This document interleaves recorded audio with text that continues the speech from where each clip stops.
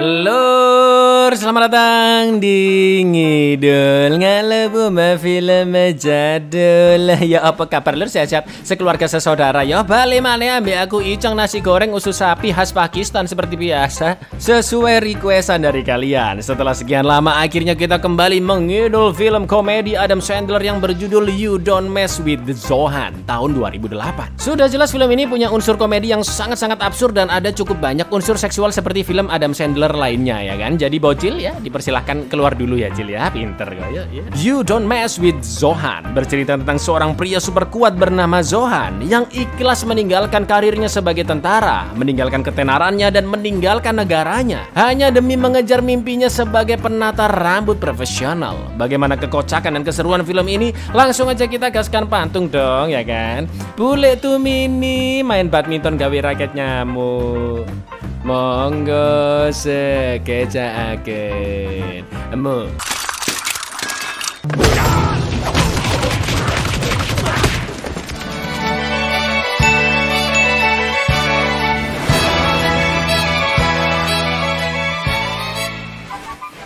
Zohan the Fir adalah seorang pria asal Israel yang sangat-sangat perkasa, eksentrik, tampan dan digandrungi para ciwi-ciwi. Dia bekerja sebagai tentara anti-teroris dari pasukan pertahanan negara Israel. Saat itu Zohan sedang menikmati liburannya di pantai bersama para fans-fansnya, seperti juggling bola tidak masuk akal dan tarik tambang melawan sapi. Tapi keasikannya harus terganggu karena tiba-tiba Zohan kembali dipanggil ke markas. Dan inilah jangan macam-macam dengan Cak Zohan.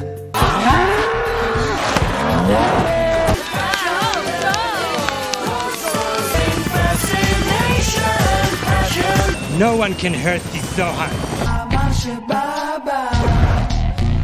Sesampainya di markas, Zohan dan para tentara lainnya akan diberi tugas menangkap seorang teroris bernama Phantom yang sempat terlihat di Beirut, Lebanon. Zohan pun bingung kenapa Phantom bisa bebas karena 3 bulan yang lalu dia sudah menangkapnya. Usut punya usut, tanpa sepengetahuan Zohan, tentara Israel telah menukar Phantom dengan 2 orang veteran teroris asal Israel yang telah tertangkap. Jelas Zohan pun langsung marah besar mendengar hal tersebut. Zohan, we give back to family.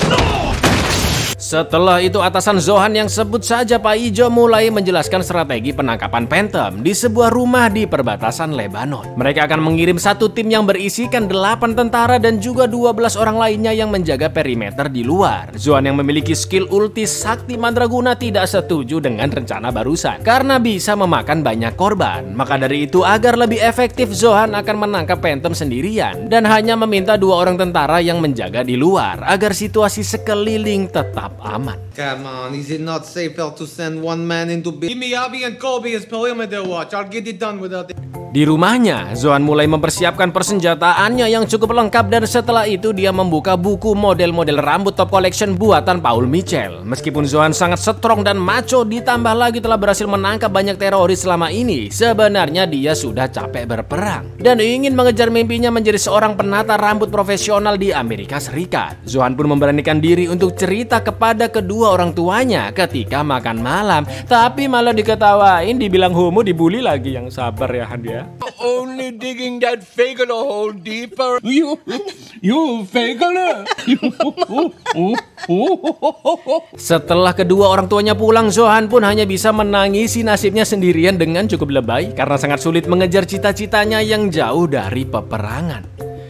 Keesokan harinya Zohan menyerbu markas Phantom sendirian sesuai rencana. Gak pakai babi bu, Zohan langsung masuk lewat jendela dan dengan epiknya mengalahkan para penjaga. Bahkan saking OP-nya Zohan mampu mempreteli senjata musuh sampai menahan peluru dengan hidungnya, luar biasa. Come to me. Tak butuh waktu lama bagi Zohan untuk menerabas mereka semua dan akhirnya bertemu dengan target utama yaitu Phantom yang anehnya bisa nempel di atas dinding kayak Spider-Man dan langsung kabur dari sana. Zohan pun mengejarnya tapi tiba-tiba Phantom menembakkan roket RPG dan dengan lihainya Zohan bisa menghindari roket tersebut. No one can catch Phantom. Whoa!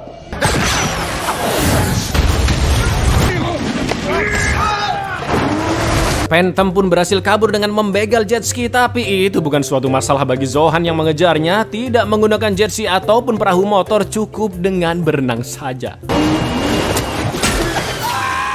Phantom pun akhirnya jatuh dan terpental dari jet ski-nya. Tapi bukannya gelut, mereka malah adu kuat lur. Ternyata Phantom juga punya kekuatan super, makanya tadi bisa nempel di dinding kayak Spider-Man ya kan. Phantom pun mengambil ikan piranha dan menggigitkannya ke leher tanpa terluka sama sekali.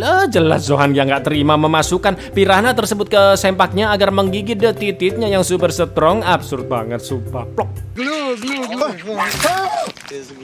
Setelah adu strong, mereka pun tanding pingpong pakai granat. Lalu yang terjadi?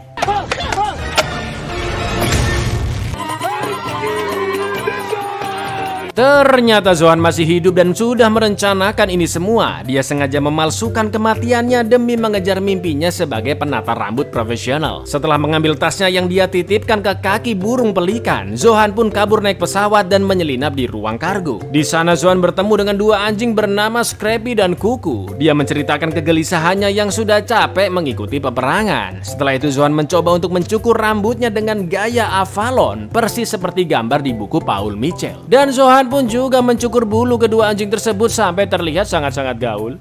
The Avalon.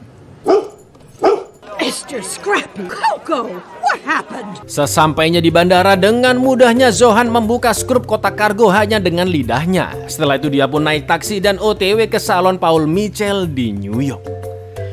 Betapa terpukulnya Zohan melihat tempat yang selama ini hanya bisa dia bayangkan lewat majalah. Setelah berganti penampilan yang lebih eksentrik ala penata rambut, Zohan pun memasuki gedung dengan sangat pede dan meminta resepsionis untuk segera menemuinya dengan Paul Mitchell agar bisa bekerja dengannya. Sayangnya Paul Mitchell tidak ada dan memang dia jarang datang ke salon. Untuk menutupi identitas aslinya, Zohan pun memperkenalkan dirinya sesuai dengan nama gabungan kedua anjing di pesawat, yaitu Scrappy Kuku. Mbak-mbak resepsionis bingung dengan kelakuan Zohan yang over pede dan Zohan pun hanya menjadi bahan tertawaan karena gaya rambutnya yang sangat kuno. I haven't seen that style since Luke married Laura.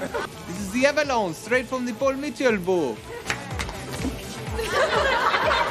Setelah itu Zohan berkeliling kota New York dan melihat 3 orang yang sedang bertengkar. Mereka adalah om-om bisnis, pak supir truk, dan juga seorang go-westers bernama Michael yang dituduh salah jalur. Sampai akhirnya mobil om-om bisnis nggak sengaja nabrak truknya pak supir. Padahal sudah jelas-jelas om bisnis yang salah ya kan. Zohan yang melihat itu semua langsung membela Michael dan memberikan om-om bisnis pelajaran. Juga membetulkan truk pak supir yang penyok dengan tangan kosong.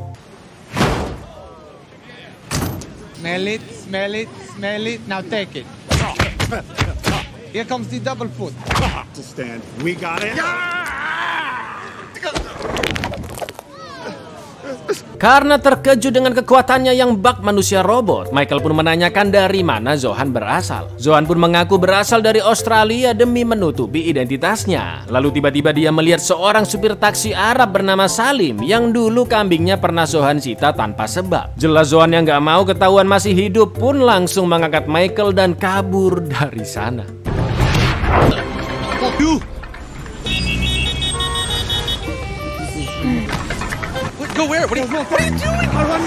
Karena Zohan telah menolongnya, Michael pun mengajaknya makan malam bersama ibunya bernama Gail di rumahnya. Bahkan Zohan dipersilahkan untuk tinggal sementara waktu di sana karena belum dapat kosan. Mereka bertiga pun ngobrol ngalor ngidul dan terlihat Gail yang sangat ramah dengan Zohan. Dan ternyata mereka pun berhasil lole dong habis selesai makan malam. Oh my God! That's my mom! Zohan pun menghampiri Michael dan menjelaskan jika berhasil-lolean tersebut membuat ibunya sangat bahagia sembarang muanan. Malam itu Zohan mengajak Michael ke diskotik, tapi lur sebelum pergi Zohan lanjut satu ronde lagi dong sama ibunya. Ini ngaco emang nih orang ini.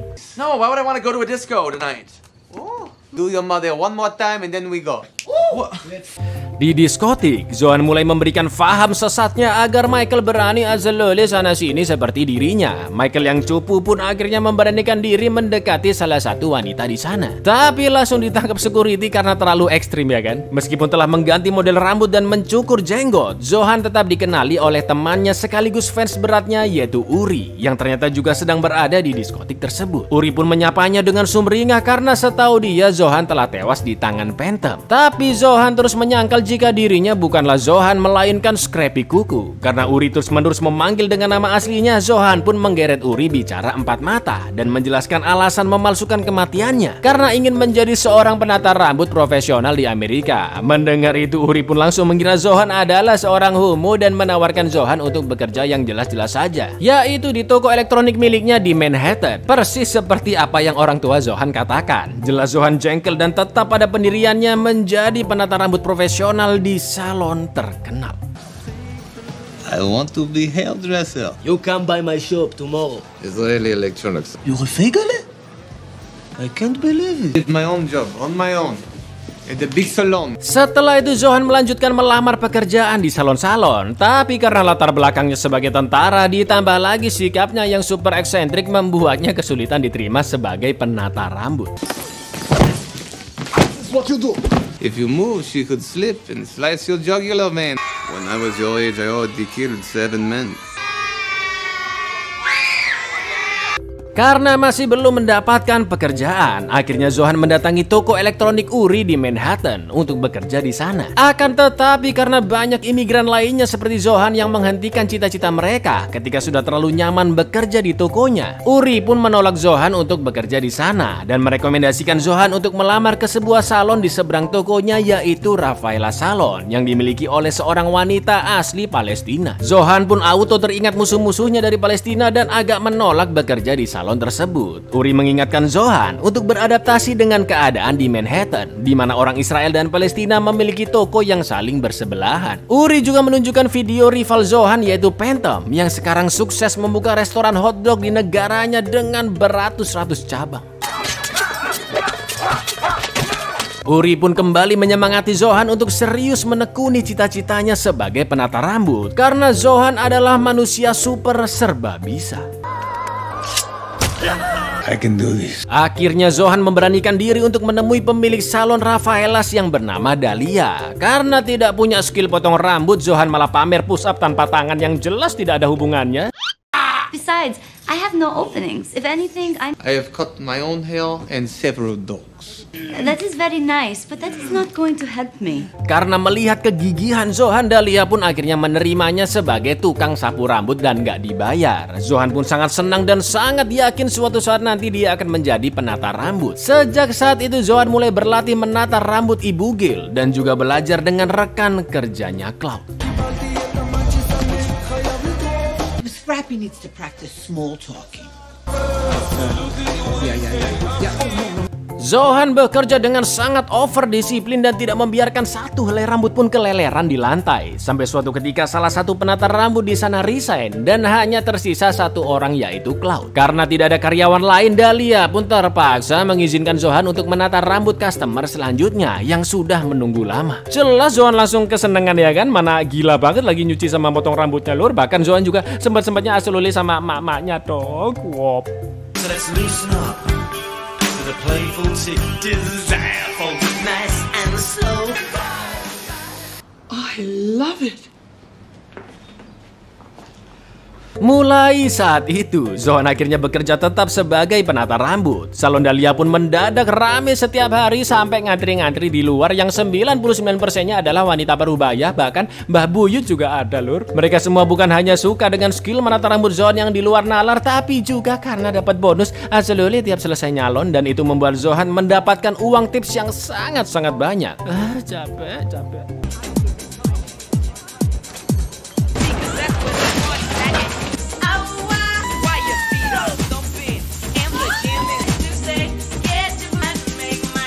Berkat kesuksesan Zohan, Dahlia akhirnya bisa membayar uang sewa toko tepat waktu. Zohan juga sampai ditelepon Paul Mitchell langsung dan ditawarkan jatah saham. Tapi Zohan langsung menolaknya karena dia tetap setia bekerja di salon Rafaelas.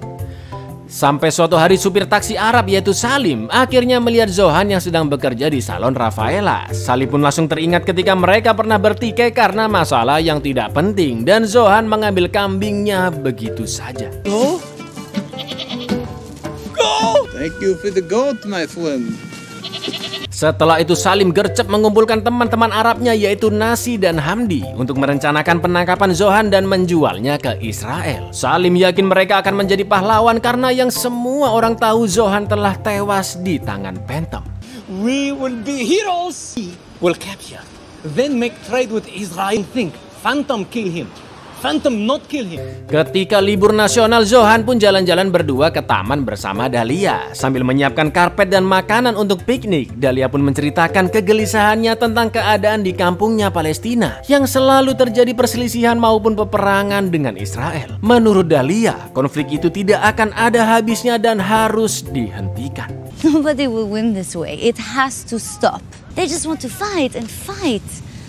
Salim pun mulai menjalankan langkah pertamanya dengan menyuruh Nasi untuk menjadi customer salon Rafaelas agar bisa mengintimidasi Zohan. Tapi yang ada malah kebalikannya, Nasi malah terpukau dengan keprofesionalan Zohan. Have nice curls that go well with a full face. Well? He was very cool. Di rumah, Zohan yang kumpul-kumpul dengan Gail, Uri, dan Michael menceritakan jika kelaminnya mulai sulit digunakan setelah berjalan berdua dengan Dahlia. Gail pun berkesimpulan hal itu bisa terjadi karena Dahlia ditakdirkan sebagai jodoh Zohan. Keesokan paginya, Dahlia ditemui oleh dua bawahan pengusaha besar Grand Wallbridge yang terus menaikkan biaya sewa ruko di sana agar Dahlia menutup salonnya. Karena Grand berencana merubah komplek ruko menjadi sebuah mall mewah. Untungnya saat ini Dahlia sudah memiliki Zohan yang membuat salon selalu ramai pengunjung. Jadi uang sewa tetap bisa dibayar oleh Dahlia, ya kan? Tak lama kemudian dengan beraninya Zohan mengungkapkan perasaannya kepada Dahlia, tapi cara ngomongnya nggak gitu juga. You are the special one. So, thank you. I will only be Steve for you. One woman, one zikzag. Malam harinya saat Zohan menggantikan Michael patroli rutin RT RW di sana, dia melihat tiga berandalan gak jelas yang milok-milokin kaca ruko. Nggak pakai lama, Zohan pun langsung menindak mereka bertiga dengan sangat-sangat cepat.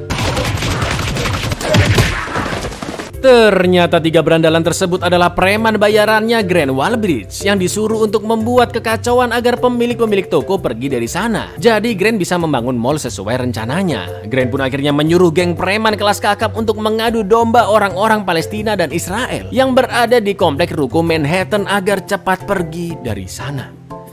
Sementara itu, Salim and the Gang akhirnya bisa menghubungi Phantom di restorannya, lalu mengabari jika Zohan masih sehat walafiat dan sedang bekerja sebagai penata rambut di New York. Awalnya Phantom gak yakin, tapi dia percaya setelah melihat foto yang dikirim oleh Salim. Untuk menjaga martabat dan harga dirinya, Phantom pun mulai mempersiapkan diri untuk pergi melawan rivalnya Zohan ke kota New York. But the hairstyle, it is... Grand Wallbridge mengadakan turnamen sepak bola Hacky Sack persahabatan antara tim Israel dan tim Lebanon. Jadi Hacky Sack ini mainnya kayak bola biasa lur, tapi bedanya semuanya serba dikecilin. Mulai dari lapangannya, golnya, sampai bolanya. Zohan pun diberikan 20 tiket gratis dari perwakilan Grand langsung agar teman-temannya bisa ikut menonton. Ketika sedang membagikan tiket, Uri tiba-tiba menunjukkan sebuah artikel di koran terbaru di mana identitas asli Zohan sebagai orang Israel sudah ketahuan dan selama ini memakai nama samaran Scrappy Kuku. Berita juga menyebutkan bahwa Phantom dan teman-teman terorisnya sudah OTW ke New York. Karena sudah terlanjur terpampang di koran, Zohan pun akhirnya jujur tentang identitas aslinya di depan Michael dan juga ibunya Gail. Zohan juga takut Dahlia marah karena dia telah berbohong soal identitas aslinya. Bu Gail yang sudah memakan asam garam kehidupan pun memberikan nasihat pada Zohan agar berani bersikap jujur dan menceritakan siapa Zohan sebenarnya kepada Dahlia. And if she really is this special one. Tapi setelah menceritakan semuanya, Dahlia pun sangat kecewa karena Zohan adalah seorang mantan pemburu teroris. Sedangkan Dahlia tidak suka dengan yang namanya peperangan. Dia juga memperingatkan Zohan bahwa Dahlia bukan berasal dari keluarga biasa. Apakah Dahlia ada hubungannya dengan musuh Zohan? Kita kancutin dulu aja ceritanya ya lur. Dahlia pun akhirnya mengusir Zohan dengan halus karena menurutnya hubungan mereka tidak akan berhasil. Please, it can't be. You don't know my family. You will always be my special one. Betapa sedihnya Zohan karena harus berpisah dengan Dahlia. Ditambah lagi masalah lain yang jauh lebih besar, yaitu Phantom dan juga komplotannya yang sudah OTW ke New York. Apalagi acara Hacky Sack sudah dekat ya kan. Meskipun Zohan ingin menghadapinya sendiri, secara diam-diam Uri menelpon teman-temannya agar mempersiapkan persenjataan yang disimpan di tempat yang tidak lumrah untuk mengamankan acara Hacky Sack dari serangan Phantom.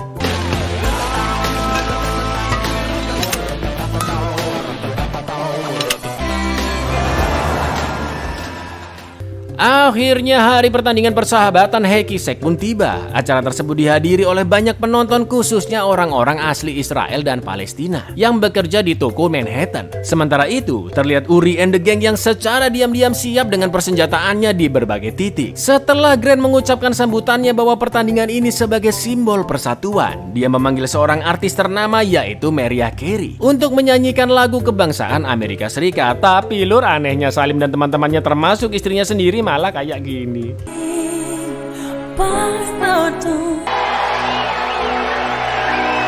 Pertandingan pun akhirnya dimulai dan para penonton menyaksikan dengan sangat antusias. Alhamdulillahnya tidak ada sesuatu yang membahayakan hingga akhirnya Israel mendapatkan skor pertamanya. Ternyata situasi tersebut dimanfaatkan Phantom untuk menemui Mariah Carey secara langsung karena dia sangat-sangat ngefans. Tapi tiba-tiba Zohan pun datang dan mengagetkan Phantom.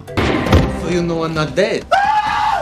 Sebagai rival, mereka berdua langsung mengambil kuda-kuda dan akan bertarung. Baru aja mau mulai duel, tiba-tiba Michael mengabarkan Zohan lewat video call jika di luar ada sekelompok orang tak dikenal yang membakar beberapa ruko. Zohan pun langsung keluar ruangan dan parkur menuju TKP yang sebenarnya tidak begitu penting.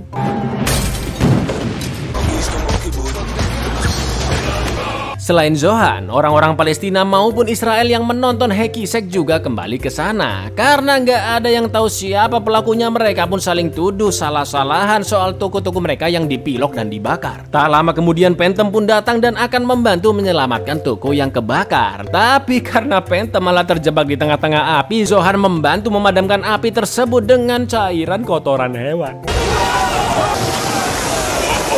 Phantom pun bingung kenapa Zohan malah menolongnya. Aku udah capek berantem bro, ente mau mukul pun aku nggak akan balas sekarang, kata Zohan. Tapi Phantom menganggap itu hanyalah tipuan dan terus menyerang Zohan. Sampai akhirnya Dahlia datang dan meminta Phantom yang ternyata adalah kakaknya untuk berhenti bertengkar. Dia mengingatkan Phantom untuk berubah seperti Zohan yang sudah melupakan konflik di Timur Tengah. Dahlia juga mengatakan jika dirinya sangat mencintai Zohan. And we live together just fine.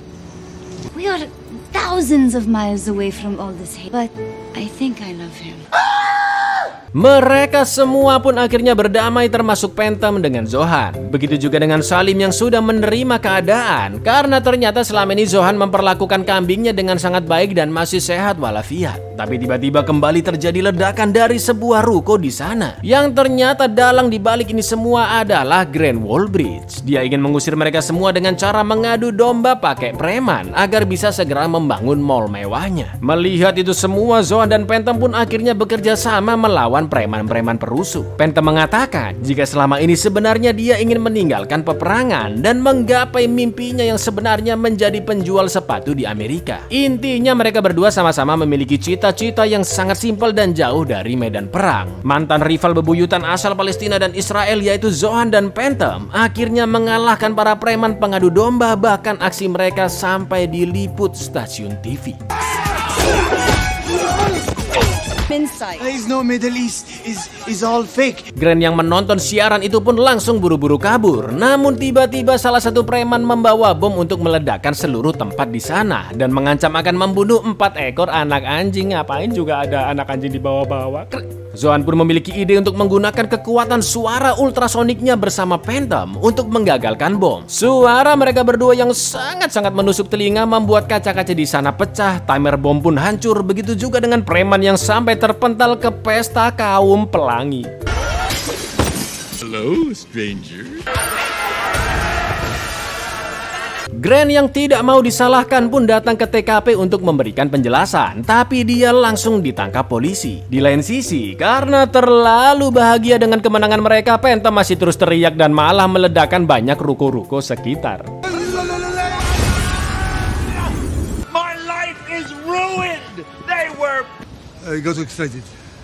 Akhirnya komplek ruko pun diperbaiki menjadi lebih rapi dan tertata. Phantom telah membuka toko sepatu. Zohan juga telah mengembalikan kambingnya lalu disewakan Salim ke bocil-bocil. Uri membuka toko elektronik yang jauh lebih besar, sedangkan Zohan dan Dahlia telah menikah. Lalu membuka salon dengan mereknya sendiri yang jauh lebih canggih dan besar, di mana Michael juga ikut bekerja sebagai penata rambut di sana. Mereka pun terlihat sangat bahagia karena telah berdamai dan bisa mengejar mimpi masing-masing. Terutama Zohan sendiri yang akhirnya kedua orang tuanya bisa menerima cita-cita anaknya sebagai penata rambut profesional. Congratulations, cut my hair.